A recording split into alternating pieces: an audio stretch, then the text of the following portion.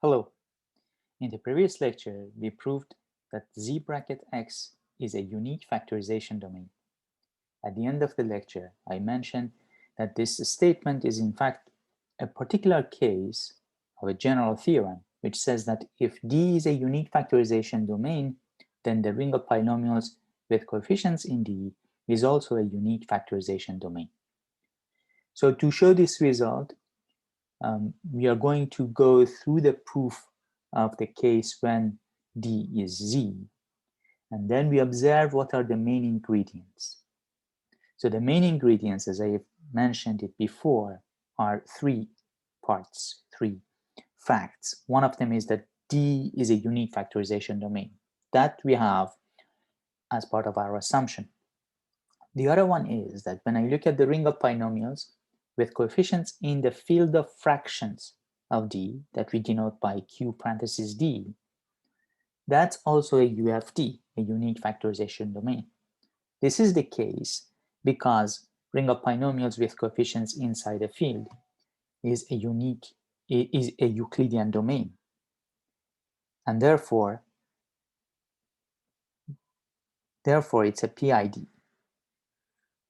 It's a principal ideal domain, and every principal ideal domain, we prove that every principal ideal domain is a unique factorization domain.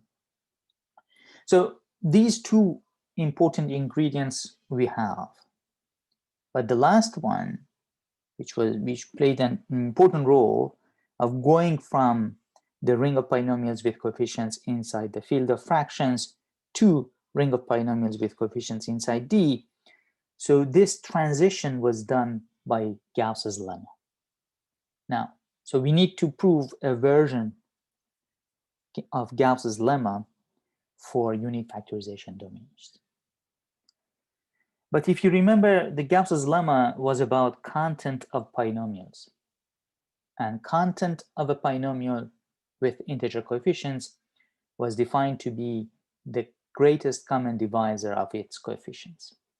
So that means we need to define the concept of a greatest common divisor of a finite subset of non-zero elements of a unique factorization domain. So that's our main goal for today's lecture. And then we use this in order to define content as we did in the case of Gauss's lemma, and we will prove Gauss's lemma. And so that's what we want to do in this lecture. Okay, let's just start with recalling what unique factorization means. So unique factorization means that I can write down every non-zero, non-unit element of this integral domain as a product of irreducible elements, and these irreducible factors are unique after reordering and multiplying by a unit. So in order to actually make it a concrete uniqueness and avoid saying that we are allowed to multiply by a unit, so what I can do, I can pick a representative from all the unit multiples of irreducible elements. So in that way, I get a collection of irreducible elements that are not a unit multiple of each other, and every irreducible element is a unit multiple of one of those. Okay, so that I'm going to call P sub D, and I'm going to fix it for the entire lecture. So for the entire lecture, P sub D is a subset of the integral domain, the unique factorization domain D, with the following properties. First of all, every element of P sub D is irreducible. That's the first condition. And the more important one, is that every irreducible element that you give me, so if P is irreducible, then I can find one element inside P sub D which is a unit multiple of P. Okay, maybe it's better to put it here. So I can always find some element inside P sub D that's a unit multiple of the irreducible element that you are giving me. And this element that I can find is unique. So I cannot find two such things. So there is a unique element of P sub D with this property. For the ring of integers, the way that we did it classically, we use this convention that we call, so as part of definition of a prime integer, we assume that this element should be positive. So this choice of positive instead of P or negative P, so in modern language, negative 2 is also a prime element of ring of integers. But in classical arithmetic, as part of definition of prime, we assume that primes are positive. So this is a kind of parallel. This choice of P sub D is parallel to the choice of positive primes to be our primes. Okay, so again, P sub D is a collection of irreducible elements such that every irreducible element inside the ring has a unique unit multiple inside this collection. So now that we have this choice of irreducible elements, every other element that you give me, I can write down as product of elements inside this set times a unit. So the unique factorization in a unique factorization domain, we can write down every element that you give me. For every A, I can find some non-negative integers n sub p. So n sub p's are some non-negative integers. And I can find some unit u sub a. So u sub a is a unit. And write down A as a product of p to power n sub p as p runs through the set P, the curly P sub D. Notice that these n sub p's, so there are a few things that I want to point out. I'll go back to the top paragraph and recall what I wrote there. But for now, what I want to emphasize is that these n sub p's are 0 except for finitely many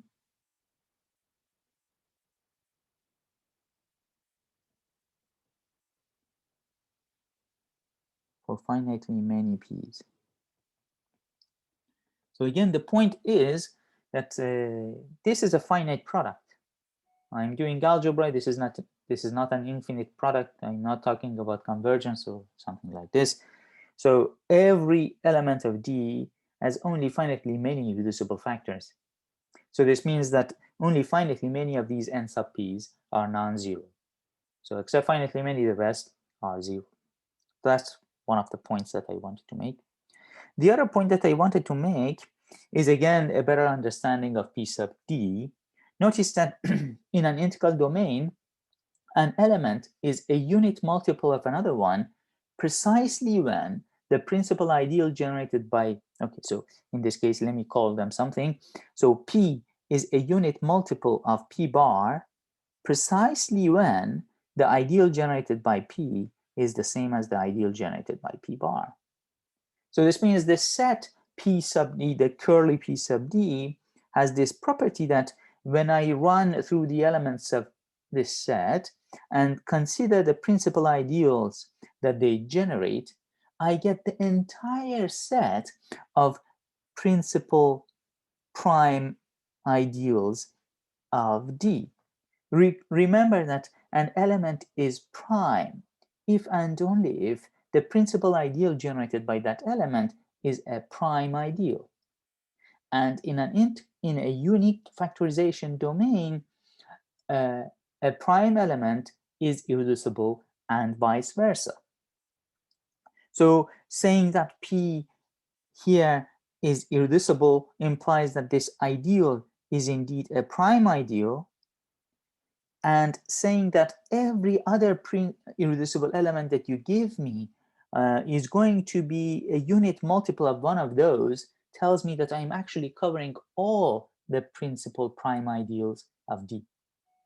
Now, going to the uniqueness part of this choice inside P sub D tells me that if I pick two elements inside this curly P, and if I'm told that these two elements are not equal, that would immediately imply that I'm giving you two distinct proper principal ideals, principal prime ideals of this ring. So essentially, I'm giving you this P sub D has a bijection. There is a bijection between this set. So there is a bijection between this set and the set of principal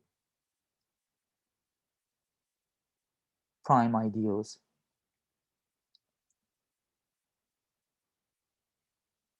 of D. So there is a bijection between this set curly P sub D and principal prime ideals of D. So this is just one note that's useful to know. Okay, so let's go back to this factorization that we have. So again, what we said is that whenever you give me a non-zero element, then there is a unique way of writing it as product of these chosen irreducible elements, some powers of them, times a unique unit inside D. So there is a unique unit element, U sub A, and a unique sequence of non-negative integers n sub p's, such that A can be written as product of U sub A times p to power n sub p's. Now, because U sub A just depends on A, and n sub p's, again, they only depend on the index p and the element A, that means I can define the following functions. I can define the function sigma that assigns to every non-zero element this unit U sub A. So sigma goes from non-zero elements of D to the set of units, and V sub P tracks what is the power of P in the decomposition of A. So V sub P to every non-zero element inside this unique factorization domain assigns a non-negative integer, and that tells me what the power of P in the factorization of A is. So altogether means every non-zero element can be written as sigma of A, this unit, times product of P to power V sub PA. So that's, you can treat it as definition of sigma and V sub P because of the uniqueness of factorization. This V sub P again tells me what the power of P is in the factorization of this element. But notice that this factorization actually does depend on this choice of P sub D. So we choose this, we fix it for the entire lecture for our purposes, and then we define these functions in terms of P sub D. Some of them are more flexible, but most of the functions that I'm going to introduce depend on the choice on the choice of P sub D. So I'm fixing it. I don't recall again what it is, but most of these functions that we are going to define depend on the choice of this set curly P sub D. Now this sigma of A, so let's get a better feeling about it. So sigma of A actually plays the same role as the sign function for the ring of integers. So if you think about it in the conventional sense, as I pointed out, all the primes are positive. So this means that what I'm getting here is a positive number. Now, if A is negative, then the sigma of A is supposed to be -1, is a unit inside Z. So in Z, we have only two units, either +1 or -1. And this sigma of A actually tells me what the sign of A is. That's why I'm going to call it the sign function here. I have to say that this is a notation that I'm introducing. This is not a widespread notation in the literature, but we are going to use it for this course. So sigma of A, I'm going to call it the sign function, and V sub P, this one is well known. It's used throughout the literature, and it is called the p-valuation of A. So V sub P the V sub P is the P valuation of A, and sigma of A is the sign of A. Sigma actually depends on the choice of P sub D. The valuation is actually more intrinsic. If I change P and multiply it by some unit, V sub P doesn't change. But for the purposes of this course and this lecture, we fix this set P sub D, and all the functions that we are introducing depend on that. Now that sigma of A plays the same role as the sine function, when I multiply it by A, I get a positive element. And so again, we borrow the same notation from the ring of integers, and I'm going to denote this with absolute value notation. Absolute value of A is defined to be sigma A inverse times A. That means it is only product of powers of these particular irreducible elements. So it's P to power V sub PA's as P runs through this set of irreducible elements. So we have this kind of decomposition of A. So A can be written as a unit that we denote by sigma of A, the sign of A, times absolute value of A. So this is a kind of decomposition that we'll come back to it later as well. Okay, so so what? How can these functions help us? What we do, we start with basic properties of these functions. What can we say about these functions? What kind of properties do they have? So basic properties of valuation, sign, and absolute value, the first version. So again, I'm working with the same framework as before. D is a unique factorization domain. I'm fixing the set P sub D, the curly P sub D. And now I pick two non-zero elements of this integral in this unique factorization domain. Then sigma, the sine function, is multiplicative. So sine of A times B is product of sines. So notice that this is happening inside the group of units of D. Absolute value of AB is product of absolute values. P valuation of AB is summation of P valuations of A and B. So in some sense, these functions preserves the operations that we have, but we have to be careful because here we do not have inverse, so we cannot say that they are group homomorphisms because there is no group here. So D non-zero elements of D under multiplication is what we are interested in, and this is not a group. It's only closed under multiplication and it has identity, but it is not a group. So that's why for now I cannot say that it is a group homomorphism.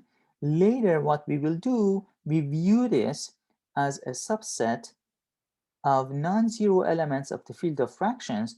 So that one is a group under multiplication. So what we will do next is to extend these maps to non-zero multiples, units, group of units of the field of fractions of D, and then we will show that they in fact are group homomorphisms in that case. Okay, but for now, let's continue with the set of non-zero elements of D and try to prove these properties. And why are these properties useful? Because we want to understand divisibility. We want to understand under what condition an element divides the other one. Remember, we want to define the greatest common divisor. So this means I need to understand this type of partial ordering. Under what condition A divides B? What can I say about it? So so far I've mentioned that that's the first part of it, that sigma, absolute value, and P valuations preserves operation. So the first two sends multiplication to multiplication, and the last one sends multiplication to addition. Now we are going to use these properties to show that A divides B precisely when all the p-valuations of A are at most p-valuations of B, as P runs through the set of all the irreducible elements that we picked. And finally, we are going to use the second property to show that A is a unit multiple of B precisely when all the p-valuations are equal. So essentially this, the third part tells me how much information we might lose by just looking at the p-valuations of A and B. And it tells me that we are going to lose the information on the sign of A and B. So then, of course, the absolute value is defined in terms of p to power the p-valuations. So knowing that the p-valuations are the same tells me that the absolute value of A is the same as absolute value of B, but nothing else. So that means what we are losing is information about the sign of A and B. So, and the sign is an element inside the group of units. That's why they can differ by a unit, but not beyond that. Okay, so these are the statements that I want to prove. Let's see why we have them. Let's start with the first part. I know that A is the unit sigma of A times this p to power the p-valuations of A. That's the prime factorization for A. Now I do the same for B. I take the prime factorization of B, and what I do, I multiply these prime factorizations. And I end up getting that the sign of A is multiplied by sign of B, and then powers of P are added together. So then I get the p-valuation of A plus p-valuation of B as the power of P in the product. Now notice that because sigma of A and sigma of B, both of them are units, so is their product. So sigma of A times sigma of B is a unit as well. And this power is exactly the power of P in this product. That means by definition, this sigma A times sigma B is precisely sine of A times B. And by definition again, the p-valuation of AB is supposed to tell me what the power of P in the decomposition is. And the power of P in the decomposition is the summation of these p-valuations. So I get the first and the third property, but the middle one is a consequence of the first one. Because remember, absolute value of AB is its sine inverse times AB. But sine preserves multiplication. So sine AB is sine of A times sine of B inverse. Now by reordering the terms, I get that it is sine of A inverse times A times sine of B inverse times B. But that's by definition absolute value of A times absolute value of B. So altogether we get that these maps preserves multiplication. Now let's go to divisibility. A divides B means what? Means that I can find some non-zero element inside this integral domain, inside this unique factorization domain, and write down B as A times C. Now I'm going to compare the p-valuations of both sides. I know p-valuation of B is p-valuation of AC, but p-valuations turns multiplication to addition. So it is equal to p-valuation of A plus p-valuation of B, p-valuation of C actually. And p-valuations of elements inside this UFD are non-negative numbers. That means this is a non-negative number. That means this summation is at least p-valuation of A. And that's exactly the inequality we were looking for. So if A divides B, I can deduce that p-valuation of A cannot be more than p-valuation of B. Now I want to go the other way around. So I'm going to assume that for every element inside this set, for every p inside this collection of irreducible elements, the p-valuation of b is at least p-valuation of a. That means when I look at the difference, I get a non-negative number. And this non-negative number is indeed 0 for all primes except finitely many. And so when I look at p2 power, the difference between these p-valuations and look at their product, again, this product is going to have only finitely many terms, so it does make sense to talk about this product. And I will end up getting an element of D, a non-zero element of D. Again, notice that this power is non-negative, which means, and D is a ring, so it is closed under multiplication. Therefore, this is indeed an element of this ring. And I'm going to denote this product by small d.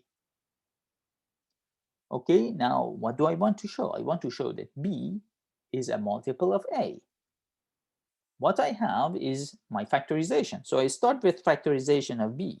I write it as its sign times product of powers of these irreducible factors that we have chosen. Now, this power can be written as V sub P of B can be written as V sub P of A plus V sub P of B minus V sub P of A. Now, when I decompose it and write it as P2 power the p-valuation of A plus, times P2 power the difference between the p-valuations of B and A, this difference, the product of those guys, give us precisely this D that we have over here.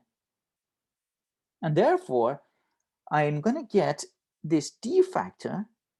The sign factor the sign of B I don't touch, it's all over there. But for the product of the primes, I take out this difference, take out the difference, and I get this D factor.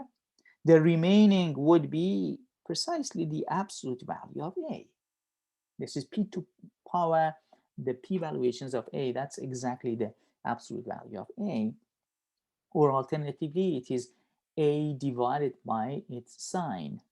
So I get sine of A inverse, which is still inside D because sine is a unit, times sine of B. Sine of B comes here, I did not touch it. Then I have D, and I get A. And the whole factor over here, this is an element inside D. That means that I'm writing B as a multiple of A, which means A divides B. And that's exactly what we wanted to show. So altogether, we are showing that A divides B precisely when p-valuation of A is at most p-valuation of B for every irreducible P that we've chosen from this set that we've chosen. Now let's finish the proof by going through the third part. So when I tell you that all p-valuations are equal, that's the same as saying that for every p-valuation of A is not more than p-valuation of B, and p-valuation of B is not more than p-valuation of A. The first one implies that A divides B, and it is equivalent to that. The second one is equivalent to saying that B divides A. Again, remember, this is supposed to be true for every P. And for every P is equivalent to saying that A divides B, and the second one is equivalent to saying that B divides A.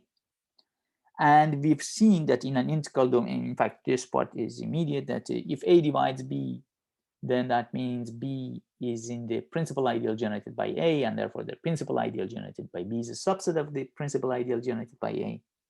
And the other condition gives me the other way around. Altogether, we get that these conditions are equivalent to saying the principal ideal generated by A is equal to the principal ideal generated by B. In an integral domain, this is equivalent to saying that A is a unit multiple of B for some unit inside this. And that's exactly what we wanted to show.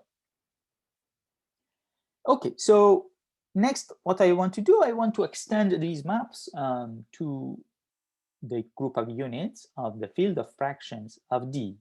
That's needed because, as probably you remember in Gauss's lemma, we have to work with polynomials with coefficients in the field of fractions.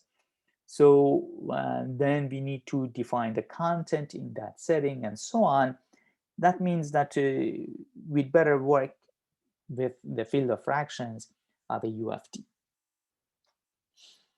Okay, so suppose that D is a UFD, and I tell you that Q of D is the field of fractions of this unique factorization domain.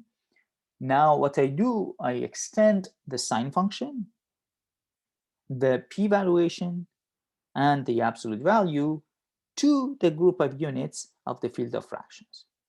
So far I have defined them only for non-zero elements of the unique factorization domain D. Now I'm extending them to the group of units of the field of fractions. And the codomain of sigma is still the group of units of D. The codomain of the p-valuations is the entire ring of integers.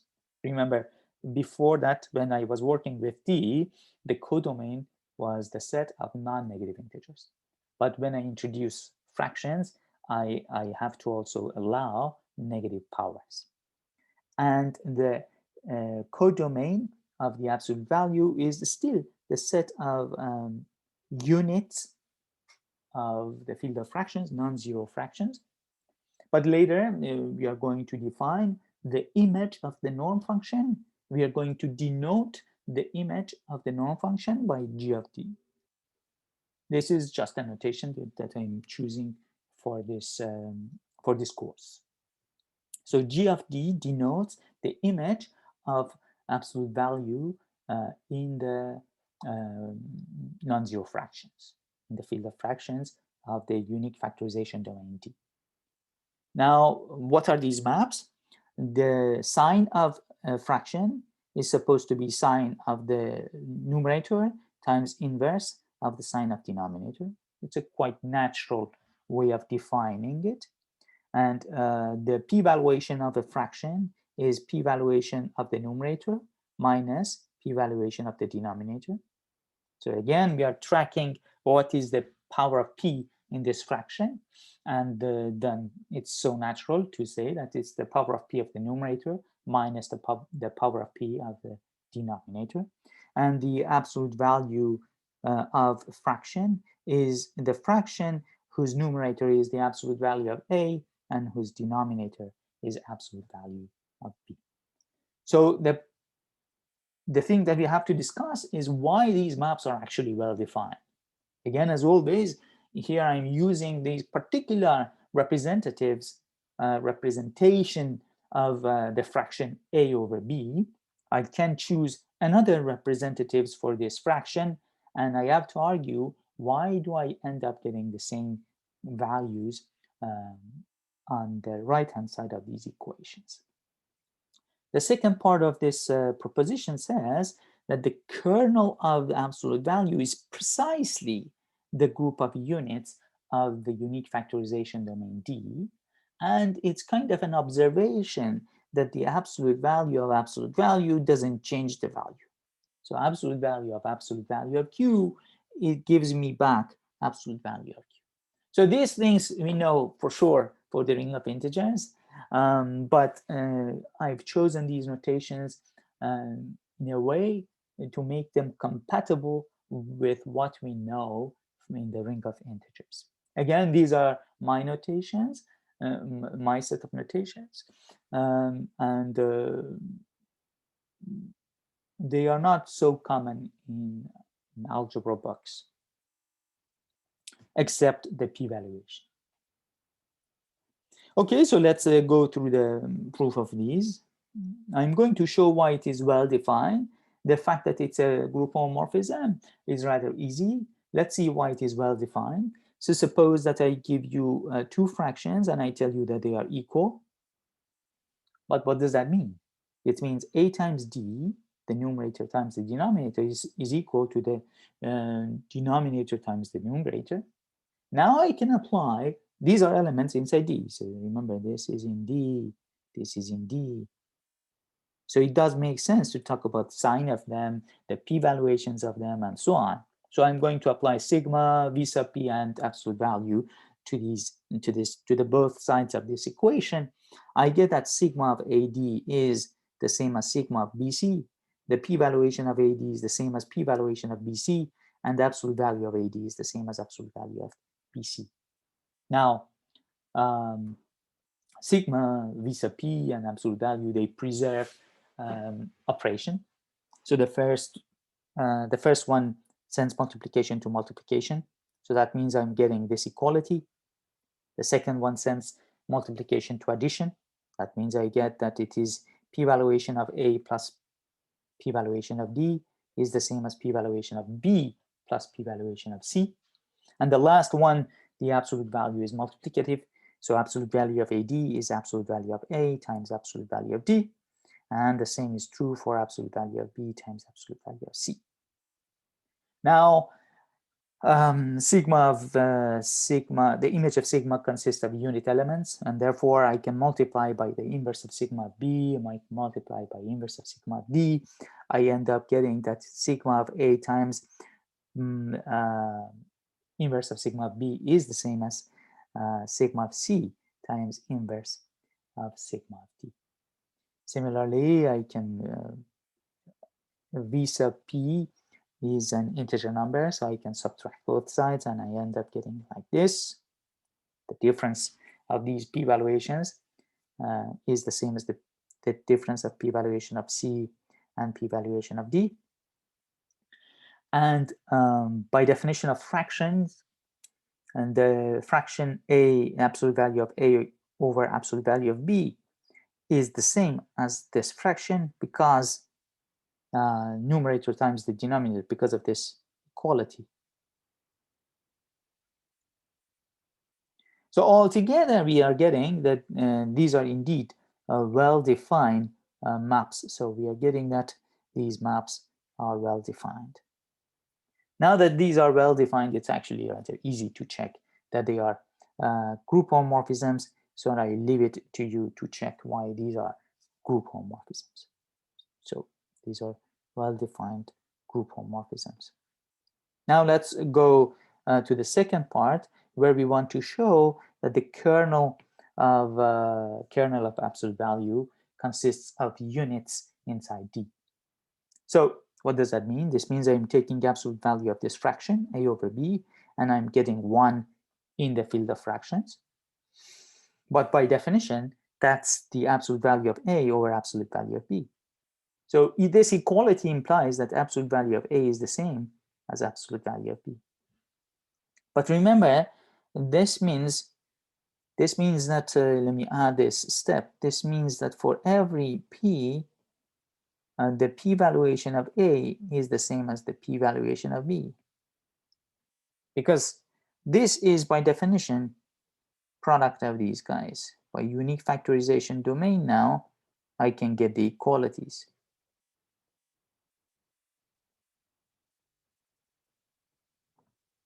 So this is how we define the absolute value.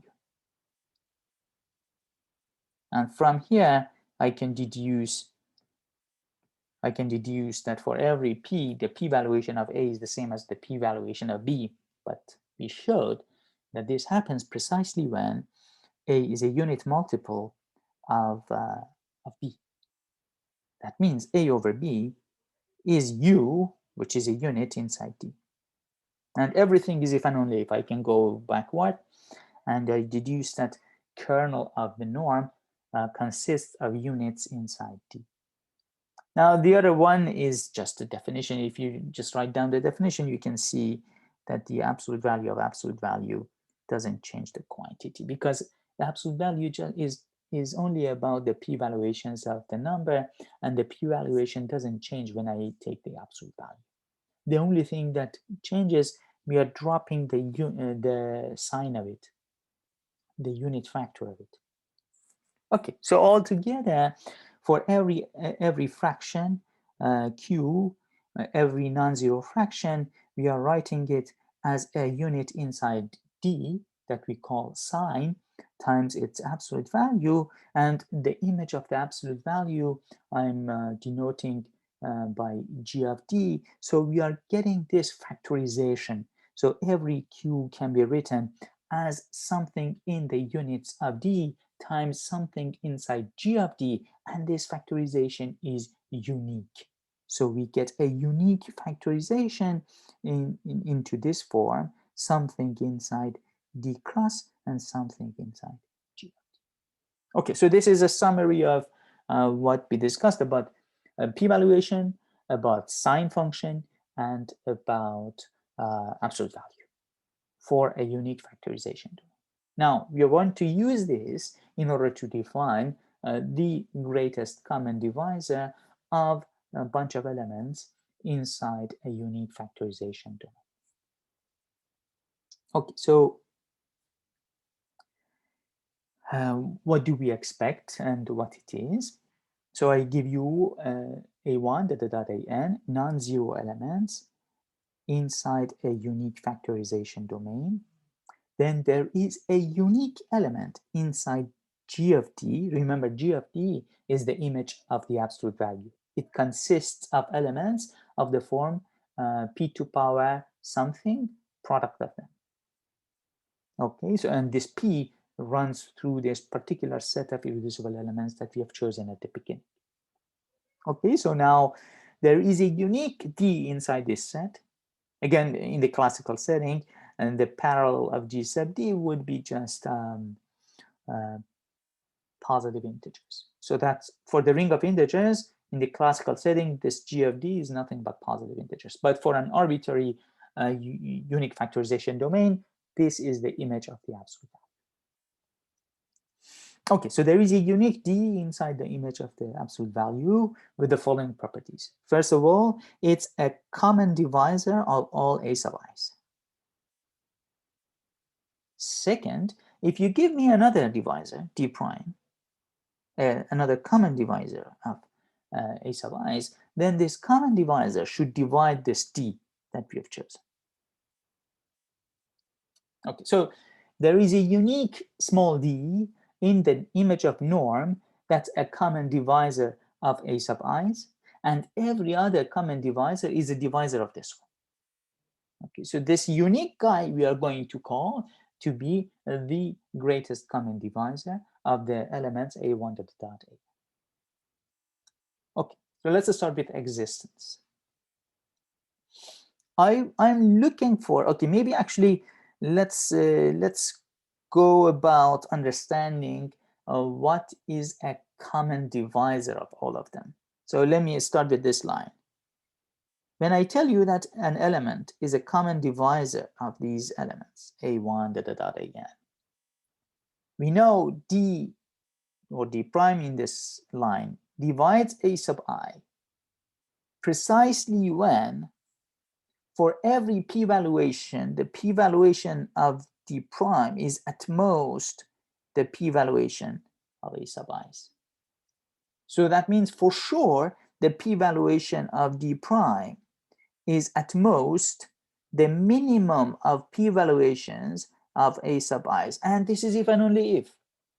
So if I tell you that the p-valuations, so for every p, the p-valuation of d prime is at most p-valuation of a sub i's, that means that d prime is a common divisor of a sub i's. Now, when I tell you that the p-valuation of d prime is at most the minimum, that implies that d prime is a common divisor of all. So if I choose this guy to be my number, that can be the largest possible one that I can choose. So the greatest one that I can choose would be this one. And that would be my candidate, and I set it over here. So let n sub p be the minimum of these p valuations of a sub 1 dot a sub n. Now I set d to be p to power n sub p's.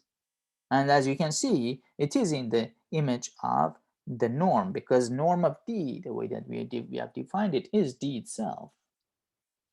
And the p-valuation of D is n sub p. That's how we defined n sub p. So that's the power of p it's the prime factorization. And because this number is the minimum of p-valuations of a sub i's, I know that this number is at most the p-valuation of a sub I. So now that means I know D divides a sub I for every I. So it is indeed a common divisor of a sub i's. And by this argument, I know that if D prime is another common divisor of a sub i's, then the p-valuation of this guy is at most the p-valuation of D, and that means that D prime divides D.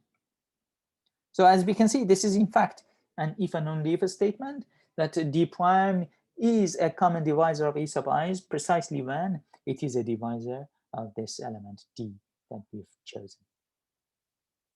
This shows the existence part. Now let's talk about the uniqueness part. So D1 and D2, let's assume D1 and D2, both of them are in the image of norm, and both of them are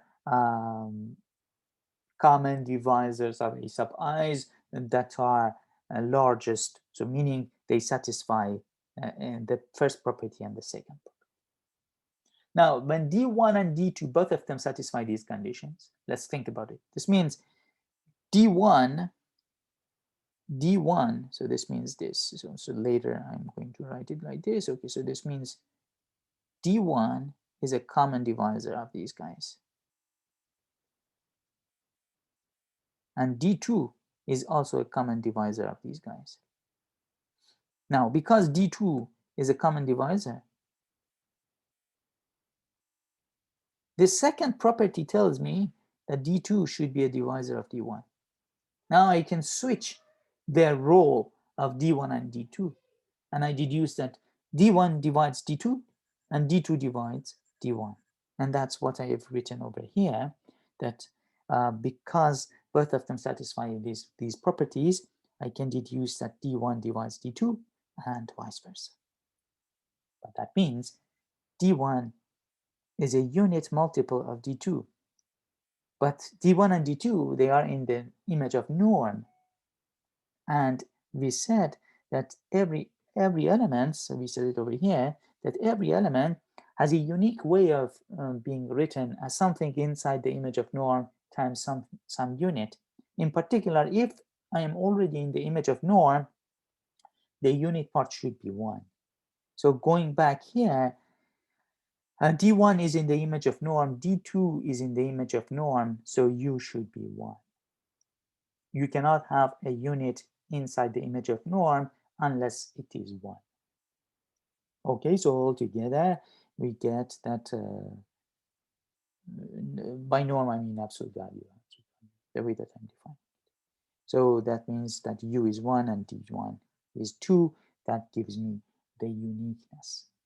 So altogether I can talk about the greatest common divisor of bunch of elements inside inside a unique factorization domain, and this is an element inside the image of absolute value with respect to this particular set of irreducible elements inside the unique factorization domain. Okay, so now we define the greatest common divisor. Now we are ready to define content of a polynomial.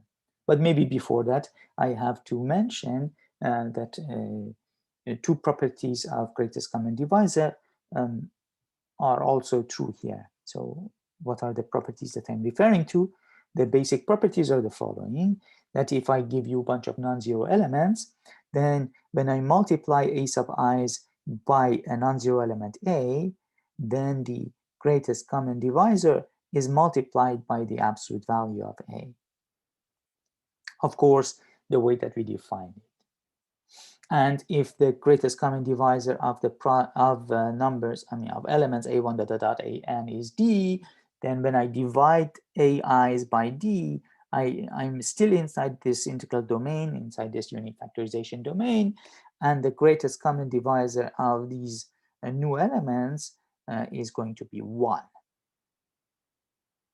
Okay, and these are the properties that you've seen for ring of integers maybe multiple times, but it is true in this generality of any unique factorization domain.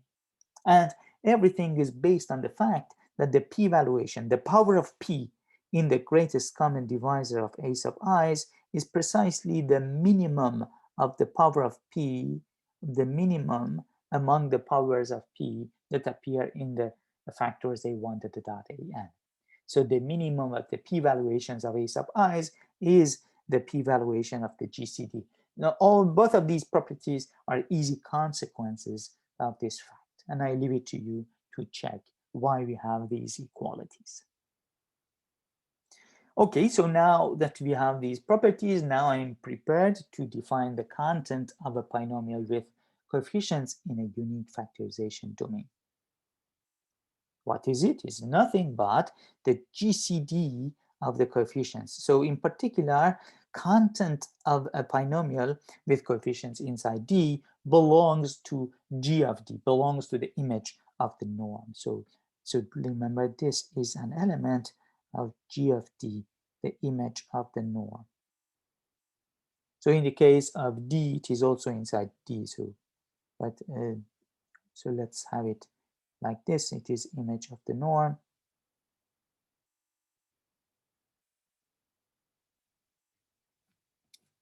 So G of D is actually for G of D I denoted for the entire field of fractions, but nevertheless it is still there.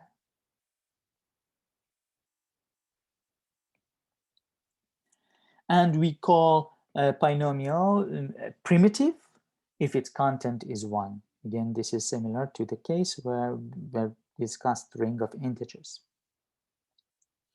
Now, immediately from this property, that when I factor out the greatest common divisor, I end up getting numbers that are co-prime.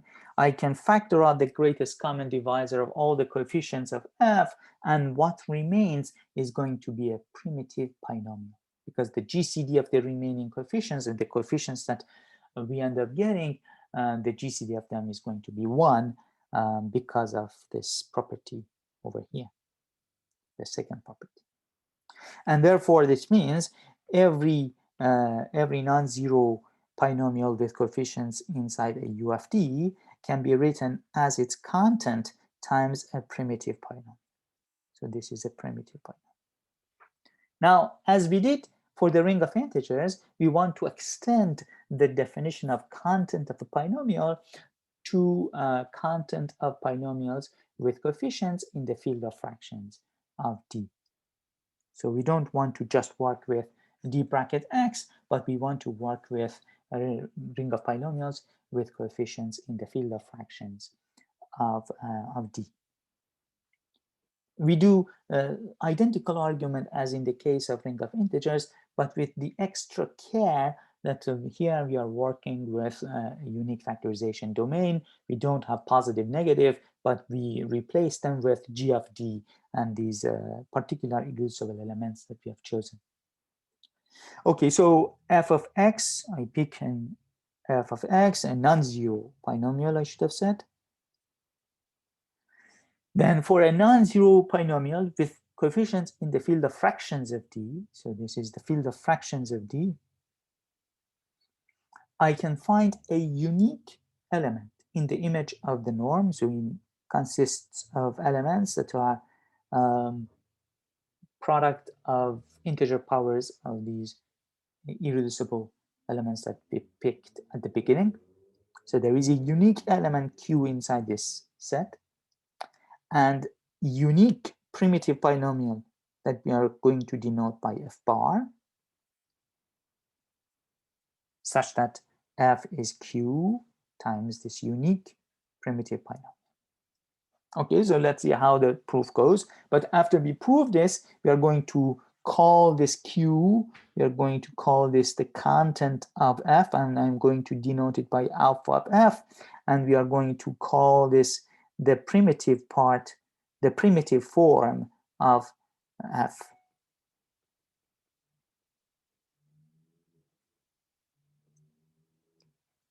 Okay, so we are going to define this to be the primitive form of f, and q is going to be called the content of f.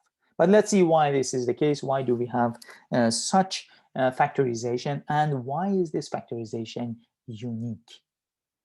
Okay, so my polynomial has coefficients in the field of fractions. That means all the coefficients look like a fraction, a sub I over b sub I, for some a sub I inside the unique factorization domain D, and some non-zero element b sub I.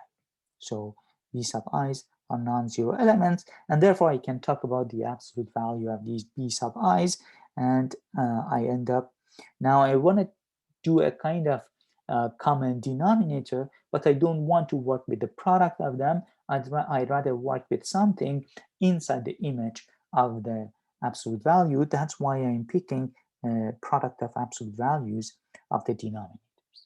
Now I'm going to multiply the entire f by this element d, and I notice that they still clear out the denominators. So notice that when I look at absolute value of b sub I divided by b sub I, this is precisely sine of b sub I inverse, which is inside D. Sine of b sub I is a unit, so its inverse belongs to D. This is what I'm pointing out here. And oops.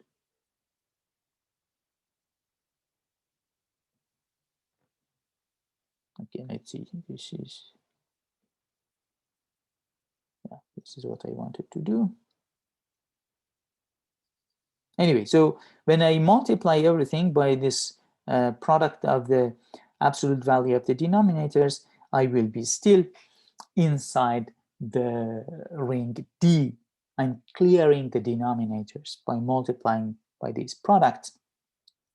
So that means this f tilde that I'm getting is indeed a non-zero polynomial with coefficients inside D, and therefore I can talk about its content, which means the greatest common divisor of its coefficients, and then I can factor it out, and I end up getting a primitive polynomial times the content of this polynomial f tilde.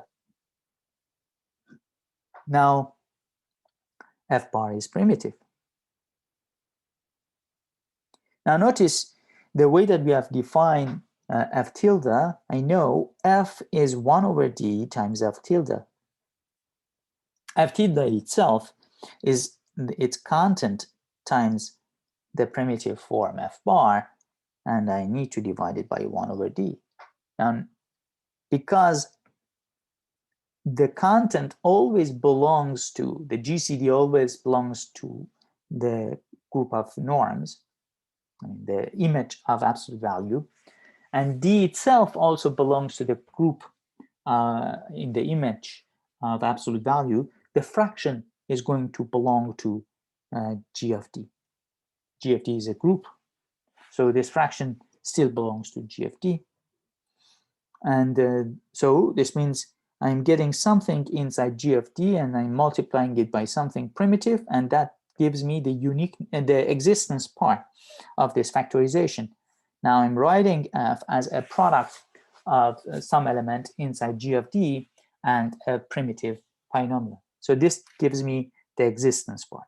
Now let's see why we have uniqueness part. So suppose I give you two elements inside this group G of D and two primitive polynomials f1 and f2, and assume that when I multiply q1 by f1, I'm getting the same as q2 times f2. I have to argue why q1 is q2 and why f1 is f2. So that means that this decomposition is unique. Qi's are fractions. So qi is a sub I over b sub I for some ai and bi. And these are inside G of D, so notice that they are definitely non-zero. They are norm function, image of absolute value.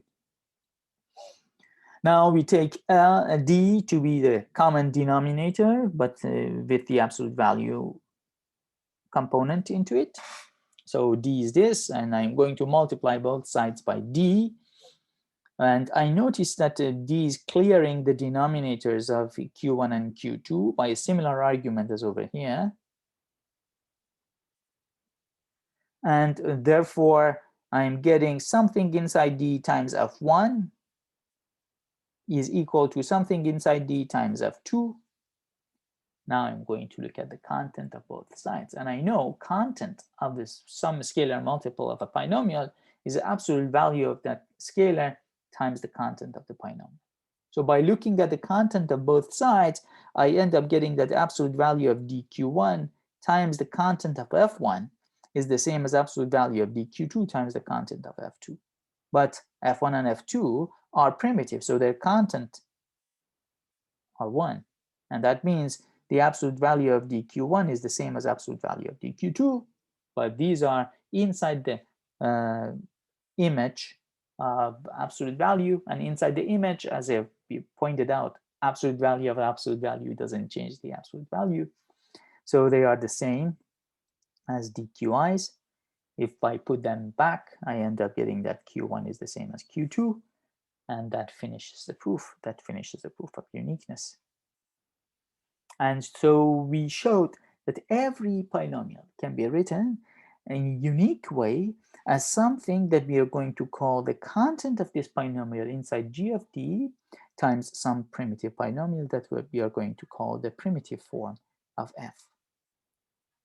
Okay, so now that we have defined content of a polynomial with coefficients in the field of fractions of a unique factorization domain, we are ready to prove Gauss's lemma, the generalization of Gauss's lemma. So similar to the case of ring of integers, we have two versions. The first version says that if f and g are primitive, then their product is primitive, and the proof is almost identical to the case of ring of integers, but there is a bit of subtlety, and I'm going through the proof to make sure that we understand the subtlety involved in this argument. So suppose to the contrary that fg is not primitive. That means its content has some irreducible factor. So let's take p to be that irreducible factor. So I can find some irreducible factor of the content. But that means what? That means when I look at this guy mod out by p, what does that mean? Mod out by the ideal generated by p. That makes sense. So what does that mean? We have the natural quotient map from the integral domain D to the quotient ring of D by the principal ideal generated by P.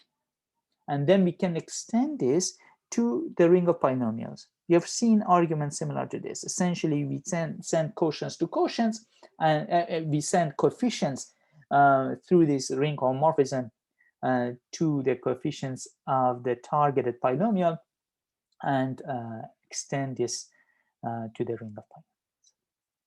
And we've checked that it is indeed a ring homomorphism. Okay, so we take this ring homomorphism, and the kernel of this ring homomorphism consists of those polynomials that are multiple of p. Alternatively, those polynomials where all the coefficients are multiple of p.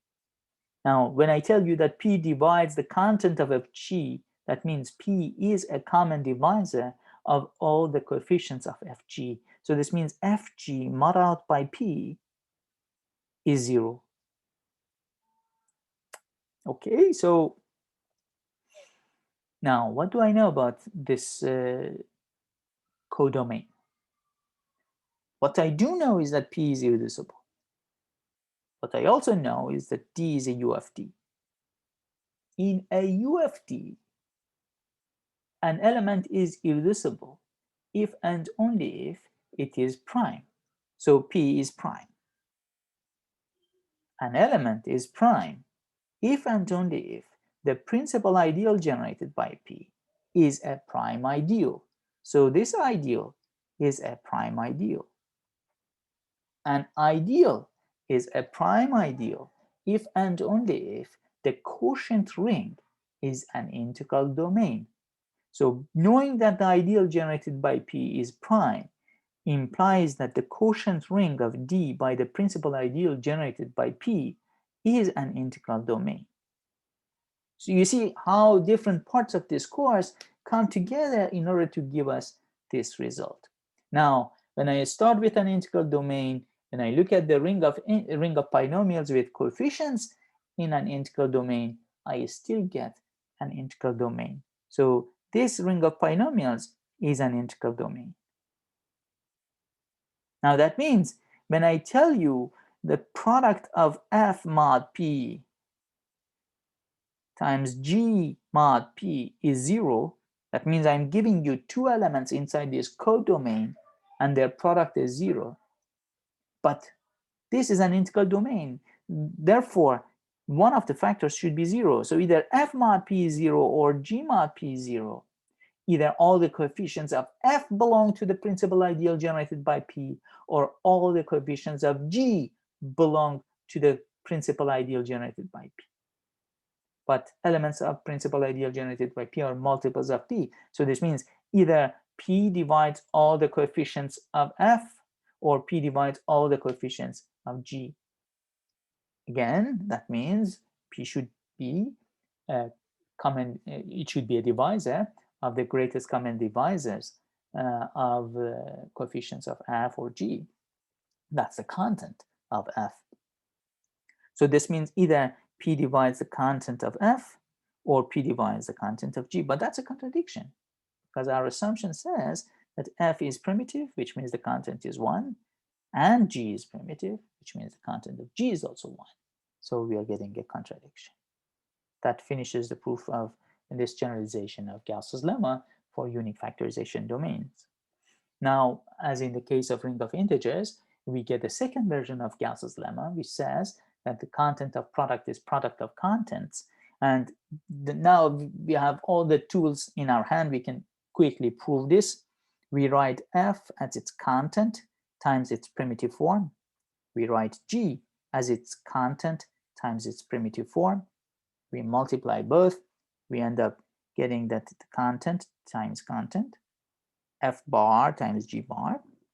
The first version of Gauss's lemma tells me that this product is also primitive, and g of d, the image of absolute value, is a subgroup. So product, it's closed under multiplication. So this product belongs to this. So again, let me say this is because g of d is a group, and this is true because of the first version, version 1. So altogether, we get the desired claim that content is multiplicative, content of product is product of contents. And immediately we get that the same is true about the primitive form of product. So primitive form of fg is product of primitive forms of f and g.